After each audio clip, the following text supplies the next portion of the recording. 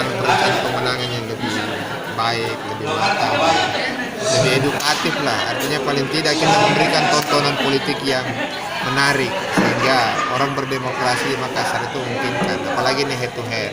Orang ramalkan bahwa ini suasananya panas, sudah pasti karena hanya dua pasangan calon. Bagi saya sih bukan hal yang baru penunjukan sebagai ketua tim ini. Ya mudah-mudahan dengan pengalaman yang ada saya bisa memberikan kontribusi pemikiran dalam rangka pemenangan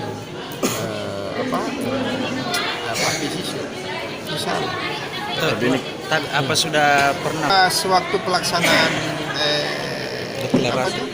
deklarasi saya sudah mengendalikan tim.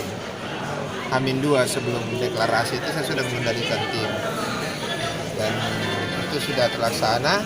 Hanya sekarang untuk minggu ini memang kita menyerahkan ke semua 10 partai ini untuk melakukan konsolidasi, termasuk yang 2 malam lalu Golkar melaksanakan konsolidasi organisasi. Jadi kita berharap nanti Golkar, Nasdem dan semua perangkap-perangkap partai yang 10 ini melakukan konsolidasi. Setelah itu baru berbarengan turun dengan kandidat.